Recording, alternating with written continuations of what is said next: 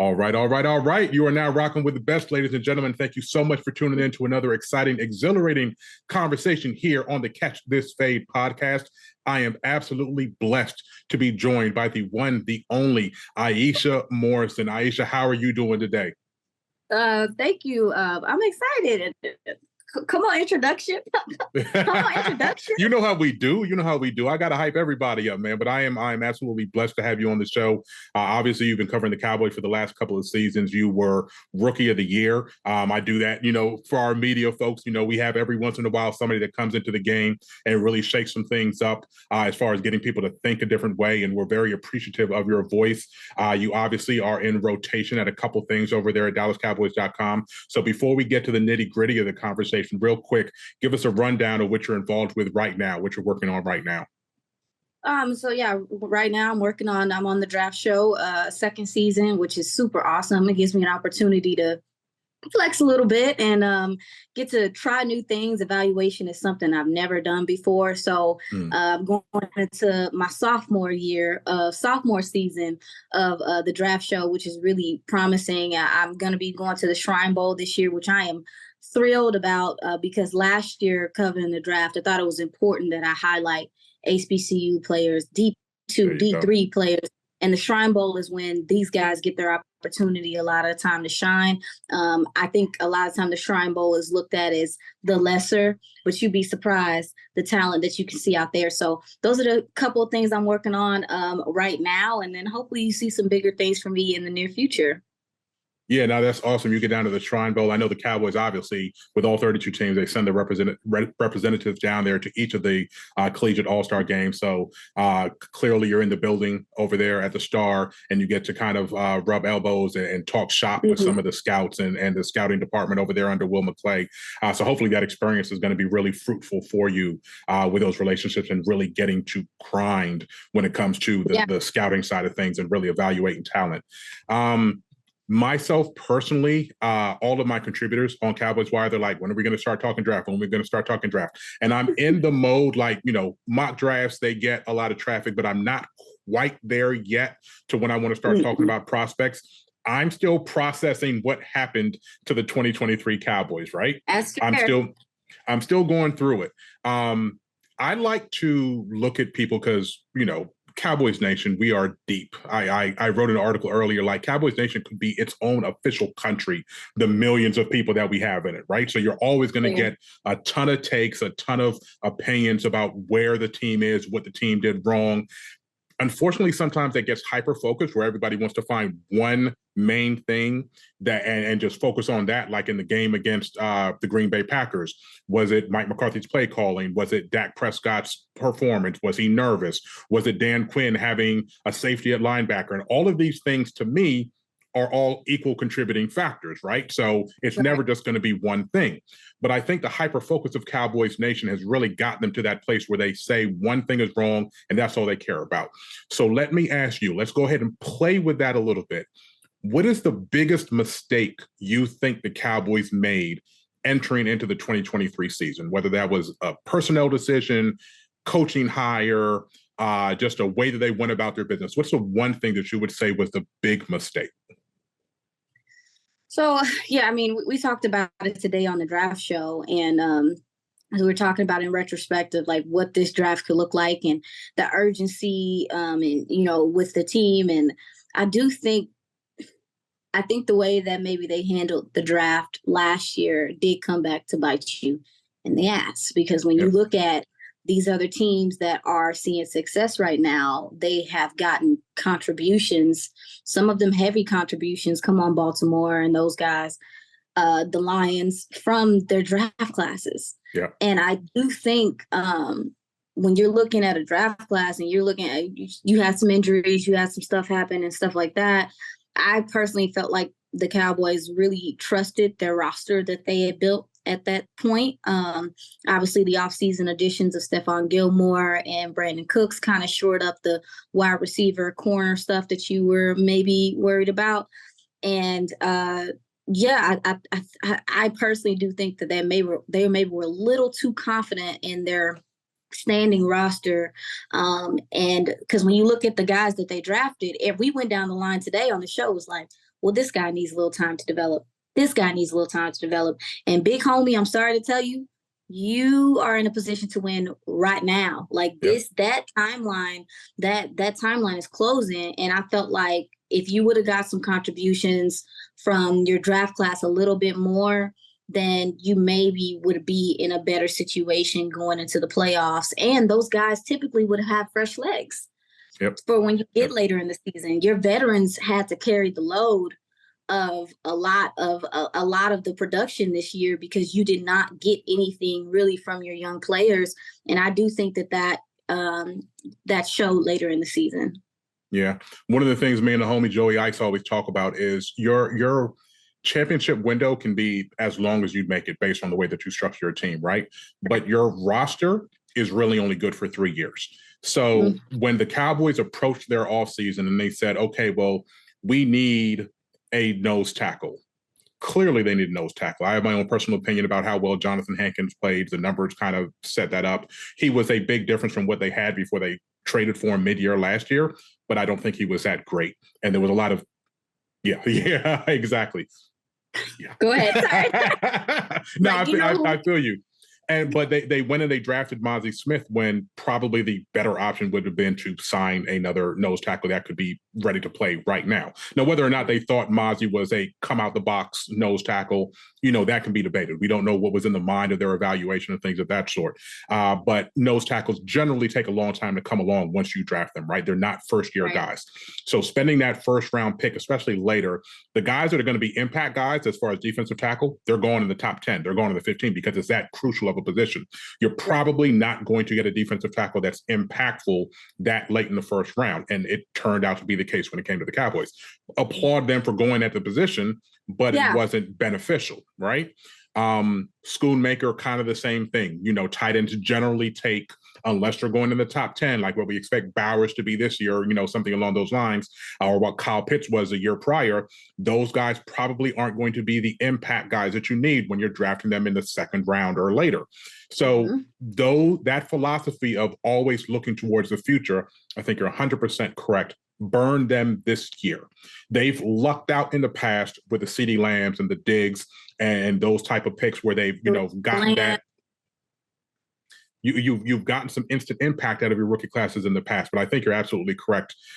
They did not get what they should have out of this draft class. And, Will McClay and his crew, they're aces, in my opinion. If you look back at the years, the last decade of him being in charge of the draft, they've done what they needed to do. But this year wasn't that. And I think you're right. It did burn them. Yeah, absolutely. I mean, we talk about linebacker. I do think that Marion Overshown, you could have used him. You could have used his production. Junior Fehoko was another guy that, you need. It's been clear, and it's been clear for quite a couple years now, 3 years now, that you need an edge opposite of Tank that can stop the run consistently. And it just hasn't happened. You haven't found that, and teams attack you there. Like teams attacked you there last game. They attacked you every game you lost. They were attacking that left end, right end, whatever it is. It's mirrored. Right end. Yep.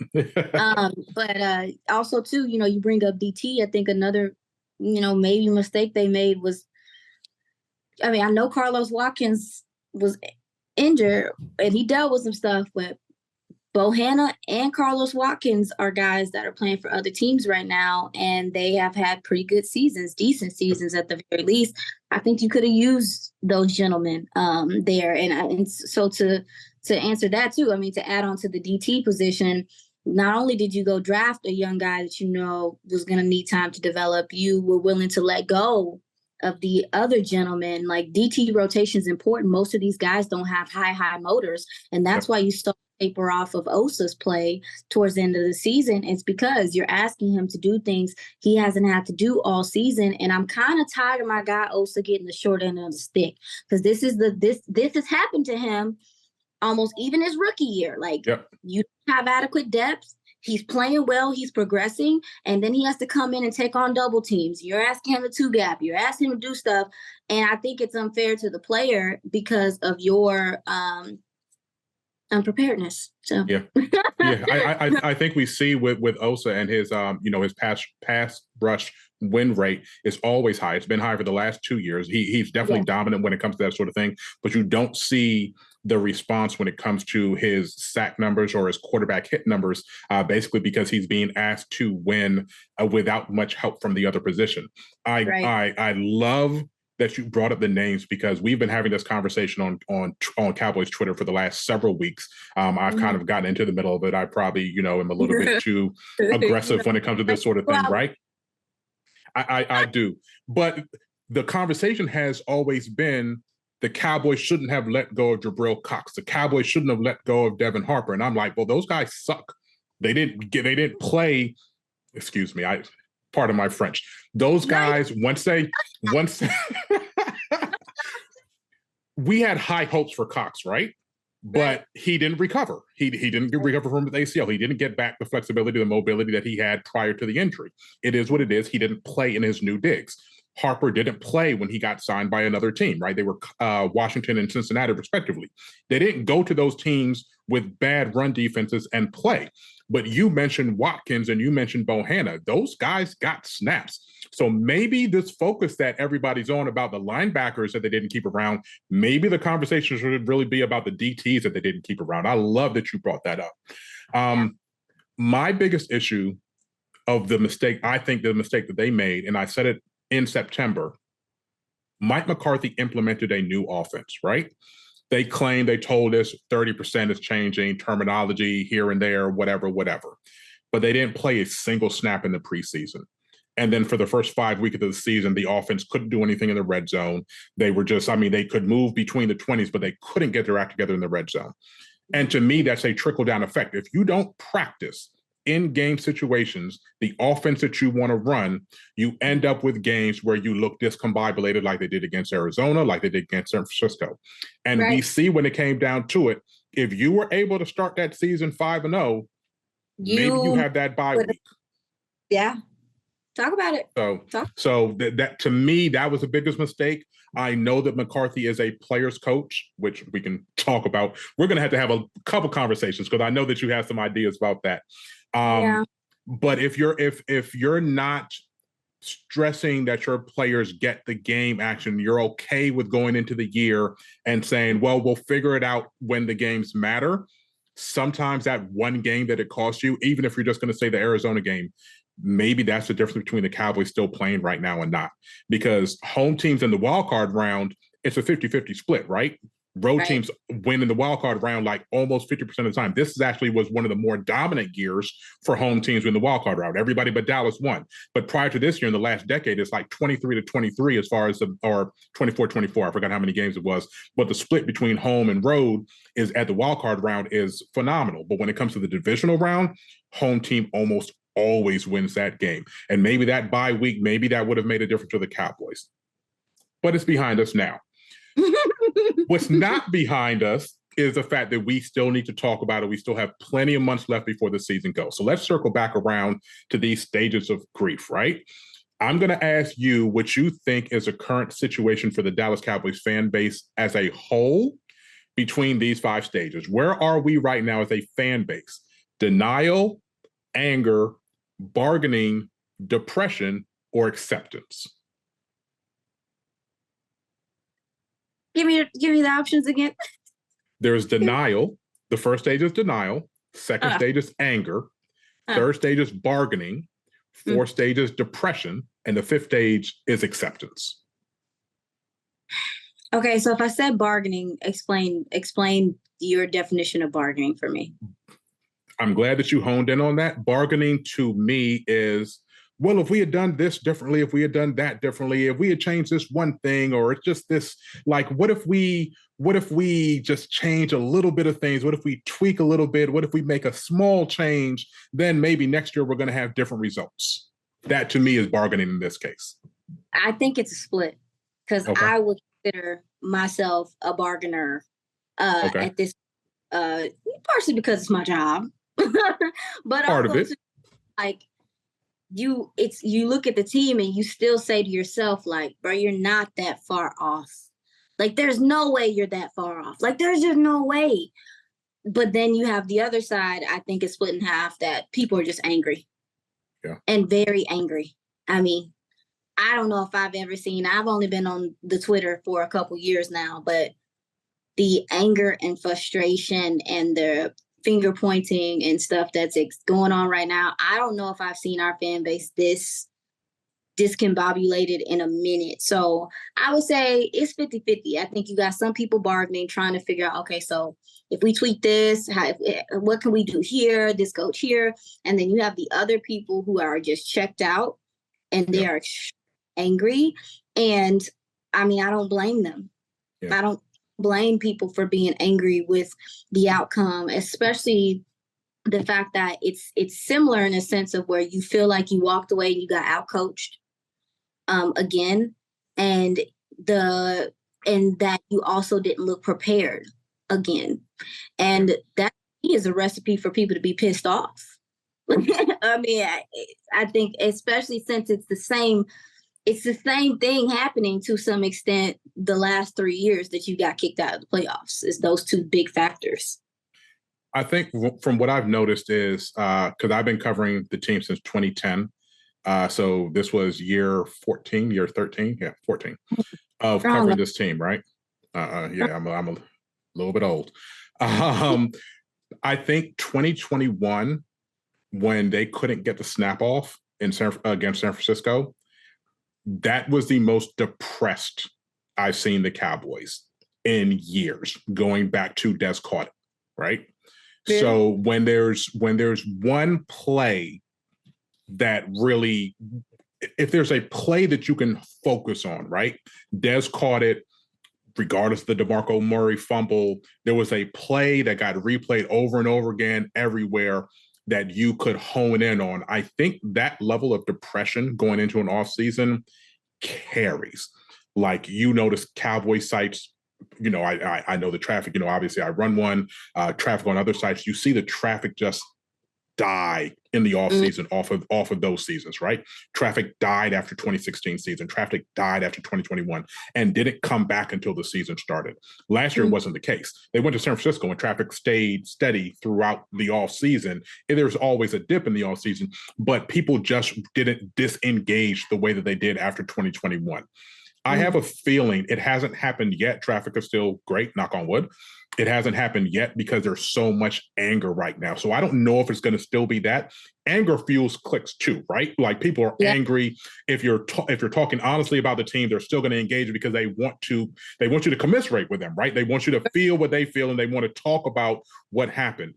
So while I hear a lot of people saying, I'm done with the Cowboys, this was the last straw and all those sorts of things, the traffic doesn't quite reflect that yet. So I've been able to kind of feel how the fan base feels. And I think you're absolutely right. Anger, they're right there at anger. There's a lot of bargaining going on, but I think anger is where the fan base is right now. Yeah, it's tough to see. But to your point, in regard to, you know, there being like one play to hang your hat on, bro, when you get whooped on at home like that, a young team, they look more disciplined. They look more prepared. They look more sharp. They look so much more comfortable than you. To your point about 2021 and how that ended, you could say, okay, no, also too, you could look at the score. The scores in San Fran playoff games have been close. Right. Like, they haven't blown you out besides early in the season, but they have blown you out in the playoffs. So you can hang your hat on the fact that, like, okay, we're not that far away. Like, you know what I'm saying? Like, we just need to tweak a couple things or whatever. But then you come to this year and what Green Bay did to you, it's difficult for fans to look at you and think, okay, because, I mean, even though the Cowboys had holes on their team this year, you still feel like they had a team that was adequate enough to, you know, to get further in the play. For that to not happen, I think people's belief in this team is diminished, and it's going to take a lot to kind of regain that. It's like somebody going through your phone. I think if they had fired McCarthy, I think if they moved on from Mike, I think the bargaining would have happened. But when that didn't happen, I think everybody just reverted back to anger, right? Because they were like, at the very least, you got to blow this thing up. If you have people that feel a certain way about Dak and whatever the case may be. But I think if they had gone a different direction, and I get why Jerry, I don't agree with him, but I get why Jerry didn't want to move on from Mike McCarthy for a couple of reasons. But I get it. I would have preferred they made a change. But I think once that didn't happen, and there's really not going to be any significant change because you're going to have to extend Dak, so you're not going to be changing the quarterback, right? Where are you going to fix this if you don't change the head coach? And I think that's moved people back to anger. So yeah, I think the way that you look at it is like, okay, well, your run game struggle. Let's look at the offensive line coach. I think we could look at we could look at the linebacker coach. I think we could look at. I mean, and again, to your point, the Cowboys are kind of in a weird spot right now. Even so, with Dan Quinn, is you can't let him go while he's interviewing because that's not a good look. But also too, he hasn't come to a decision yet. And baby, let me tell you, the good DCs, they getting on up out of here. People are grabbing these guys. So you also are in a weird place too, where you don't know what's going to come from that side of the ball, which I think, if we're being wholeheartedly honest, is the more concerning side of the ball. That's to fair. Me.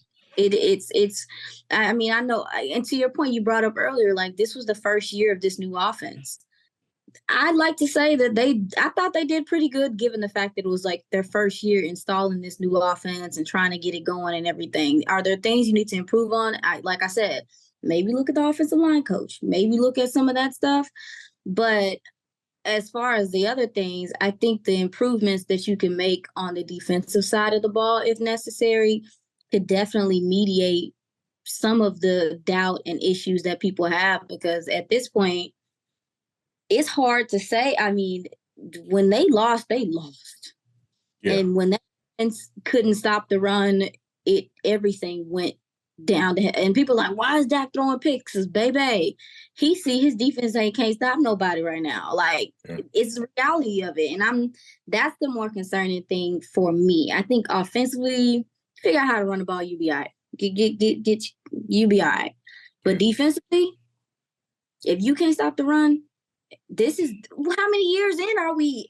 Like how many years of saying this?